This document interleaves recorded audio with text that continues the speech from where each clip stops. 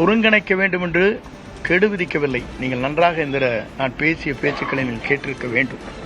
இதனை கேட்காதே நீங்களாக போட்டுவிட்டு ஹெட்லைன் போட்டுவிட்டு 5 நாட்கள் தான் அவகாசம் கொடுத்திருக்கிறார் என்று சொன்னீர்கள். அதில் முழுமையாக நீங்கள் பார்க்க வேண்டும்.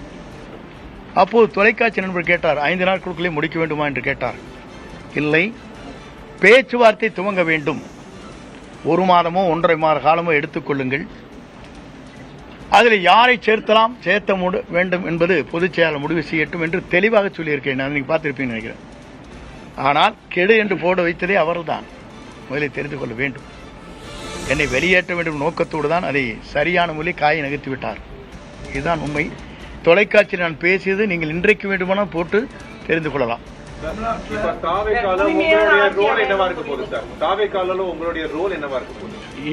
ஈவினிங் வந்து தலைவர் டிக்ளேர் பண்ணுவாரு.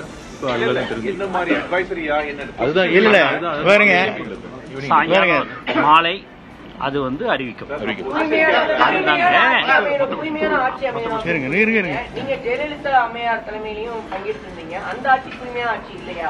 இல்ல நான் இல்ல அம்மா இருக்கும் வரை தலைவர் இருக்கும் வரை தூய்மையான ஆட்சி நடைபெற்றது என்று சொல்ல நான் இல்லை என்று சொல்லவே இல்லையே. நீங்க அவங்களே அடுத்த சப்ஜெக்ட் போறீங்க.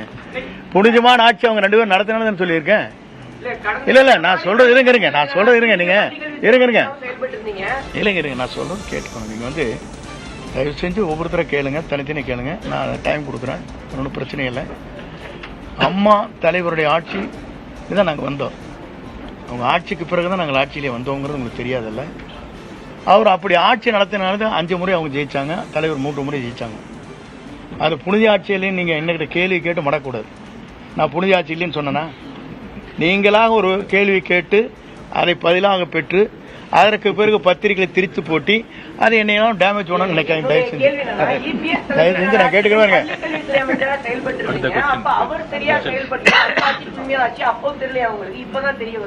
இல்ல நீங்க அதுக்கு முன்னாலேயே நான் ஒரே ஒரு கேள்விக்கு தான் பதில் சொன்னேன். தூய்மையான ஆட்சி இருக்கிறதா இல்லையா என்பதற்கு கவர்னரிடத்திலே மனு கொடுத்தவர் யார்? நான் கொடுக்கல. யார் கொடுத்த? எதிர்கட்சி கொடுத்தாங்க இல்லையா? அப்புறம் எதை கேட்கறீங்க? நீதிமன்றம் சொல்லியிருக்கு அம்மையார் ஜெயலலிதா அவர்கள் ஏன் குற்றவாளி அப்படின்னு. அப்படி இருக்கும்போது அவரை எப்படி தமிழக வெற்றி கழகத்தில் இணைச்சுக்கிட்டீங்க? ஊழல் ஆட்சி அமையும் சொன்னீங்க. அது இல்ல ஒரே ஒரு காட்சி இருங்க. நீங்க சொல்லிட்டீங்களா? நீங்க குறுக்கேள்வி கேட்கறா எனக்கு நல்லா தெரியும். நான் சொல்லிடுறேன் உங்களுக்கு பதில். தயவு செஞ்சு உங்களுக்கு சொல்லிடுறேன். எப்படின்னா, அம்மா மீது குற்றப்பட்டிருக்கிற குற்றச்சாட்டு வேறு, அவர் தூய்மையானவர் என்பது வழக்கு மன்றத்தில் நீங்கள் சொல்வது வேறு, அவர் நடந்து கொண்ட முறைகள் வேறு. ஒரு வழக்கை ஜோடிக்கிற போது எப்படி வேண்டுமானாலும் ஜோடிக்கலாம். உங்க பேர்ல ஜோடிக்கணும்னு நினைச்சேன்னா ஒரு அரசாங்கம் நினைச்சா என்ன வேணா பண்ணிடலாம். பண்ண முடியாதா? இல்ல அரசியல நீர் இருங்க, நான் சொல்லிடுறேங்க. நான் சொல்றது கேட்டு முடியுங்களா? ஒரு ஒரு செட்டன் இது பண்றது யார் பேர்ல வேணாலும் ஒரு எஸ்டிமேட் போடுறீங்க. யார் போடுறான்? இந்த பில்டிங்கோட வேல்யூ என்னன்னு போட்டால் அவங்களுக்கு வந்து வேல்யூ குறைவாக போட்டிருப்பாங்க. அவங்களுக்கு வேண்டிய நண்பர்கள் இருப்பாங்க, அவங்க வந்து வேல்யூஷன் போடுவாங்க. பிடபிள்யூ ஒரு வேல்யூஷன் என்ன போடுவாங்க உங்களுக்கு தெரியாதா? உங்கள் நண்பர் வந்து உங்களுக்கு வந்து 100 செங்கல் அனுப்பிச்சா ஒரு நண்பர் ஒரு 100 மூட்டை சிமெண்ட் அனுப்பிச்சா உங்களுக்கு அதெல்லாம் எஸ்டிமேட்டில் வருமா? ஒரு வேல்யூஷன் போடுறது பிடபிள்யூங்க. ஆனால் கன்ஸ்ட்ரக்ஷன் செய்கிறது வந்து அவங்க வந்து குறைந்த விலையில் செய்ய முடியும். இப்போ நீங்கள் நிறைய தெரியும், பிடபிள்யூங்கிறது வந்து தனிப்பட்ட முறையில் பூஸ்ட் பண்ணி ஒரு கவர்மெண்ட்டுக்கு இவ்வளோ வரை எஸ்டிமேட் போடலான்னு சொல்லுவாங்க. பார்த்துருக்கீங்களா இல்லையா? வருஷம் 10% இன்க்ரீஸ் பண்ணுவாங்க. கேள்விப்பட்டிருக்கீங்களா இல்லையா? சொல்லுங்க.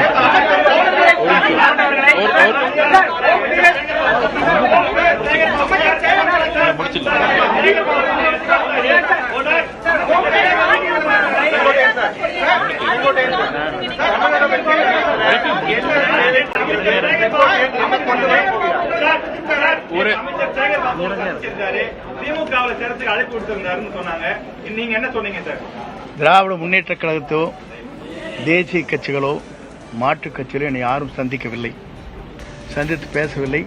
உங்கள் கருத்து மட்டும்தான் பேசியதாகவும். எங்கேயும் படம் இருக்குதா? காட்டுங்க.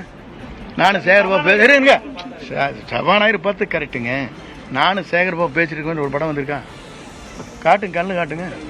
இல்ல நான் காட்டுங்க, நான் சொல்லிடுறேன் பதில். நான் யாரையுமே திராவிட முன்னேற்ற கழகமோ மாற்றுக் கட்சியோ பிஜேபியோ யாருமே என்னை அணுகவில்லை. அணுகிறியாக இருந்தால் இல்ல இருங்க சும்மா நீங்க ஏதோ சொல்லிட்டு இருக்க கூடாது. நீங்க பாட்டுக்கு ஒரு கற்பனை உலகத்துல இருந்து பேசக்கூடாது. ஆகாயத்துல வந்து இருங்க நான் சொல்றதை கேளுங்க, தயவு செஞ்சு இருங்க கேளுங்க. பார்த்த மாதிரி ஒரு படம் காட்டிருங்க, நான் பதில் சொல்றேன்.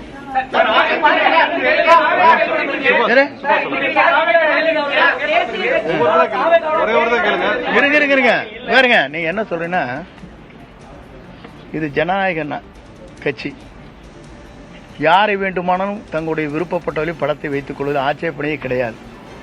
நான் படத்தை வைக்காத மாத்தி போட்டோம், இன்னைக்கே மாறிட்டியே டபுள் அடிக்கிறியான்னு கேட்பேன். நீ இதையும் சொல்லுவேன், நீ அதையும் சொல்லுவேன். இருங்க தமிழ் கொஞ்ச நேரம் இருங்க, நான் பேசுகிறேன்.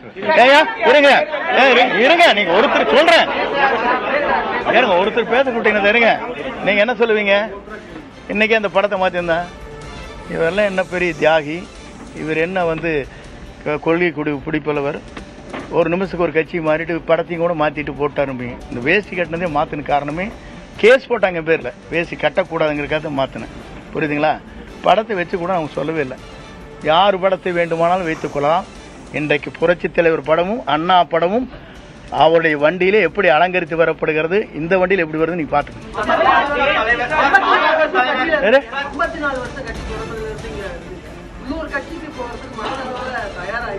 இல்ல நான் சொல்றது கேளுங்க.